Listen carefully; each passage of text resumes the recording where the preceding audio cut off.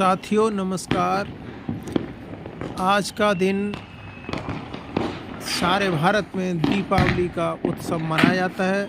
बड़ी खुशी के साथ लोग मनाते हैं। आज की धारणा अलग अलग है, बौद्ध मतों के अनुसार अलग है और हिंदू धर्म के अनुसार अलग है, लेकिन इसमें सबसे श्रेष्ठता इस बात की है कि जो भी त्यौहार जो आज दीप जलाकर मनाया जा रहा है दीपावली का, वो बौद्धों से संबंधित है। क्योंकि भगवान राम बैसाख में अमावस्या के दिन श्रीलंका से विजय प्राप्त करने के बाद आए थे, तो कार्तिक पूर्णिमा के दिन कहाँ से आए, अमावस्या के दिन कहाँ से आए?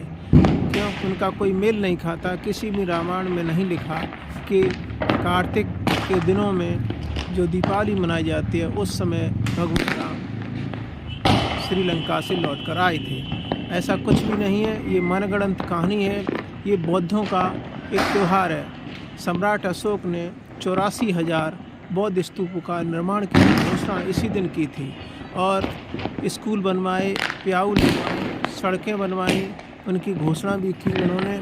और उसी दिन कलिंग का युद्ध जीतने के बाद उन्होंने सारे देश भारत में अपने जन कल्याणकारी योजनाओं की घोषणा की और सैकड़ों हजारों लाखों की तादाद में दीपदान, उसी दिन से दीप जलाए गए। और ये त्यौहार बौद्धों के मतानुसार ये दीपदान ही उत्सव मनाया गया। इसमें एक और मत जोड़ा जाता है कि भगवान बुद्ध ज्ञान प्राप्त करने के बाद इसी दिन अपनी राजधानी कपिलवस्तु लौटे थे।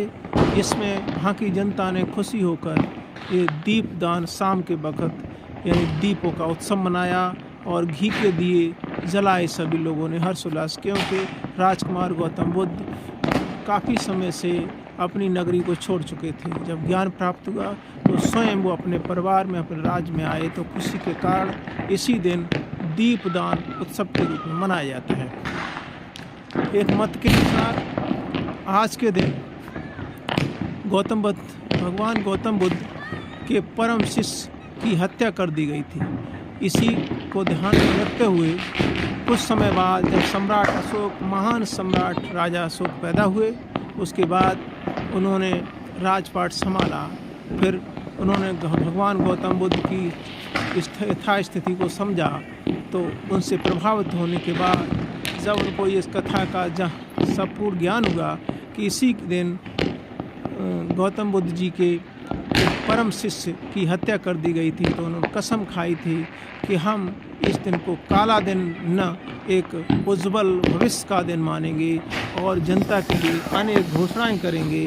और उन्होंने उसी दिन से यानी अपनी तलवार को छोड़ दिया और भाईचारा, बंधुता और न्याय पर आधारित भगवान गौतम करुणाशील आधारित धर्म को उसी दिन बौद्ध धर्म को ग्रहण किया और 84,000 बौद्ध स्तूपों को निर्माण की घोषणा की।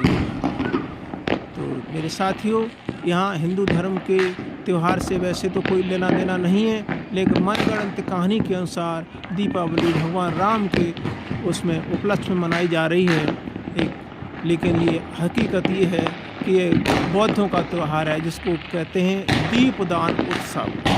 सम्राट अशोक के द्वारा ये मनाया गया त्यौहार वो आगे चलकर ये गुम होता गया और हिंदू धर्म में परिवर्तित होता गया और हिंदू स्वावलंबी लोगों ने इसको काफ़ी बहुमत के साथ और सब मनगढ़ंत कहानी को गढ़ते गए और इस त्यौहार को दीपावली के रूप में आज भी दिन प्रचलित है। जब ऐसा नहीं, इसका ठीक उलट है। ये बौद्धों का त्यौहार दीपोदान उत्सव है।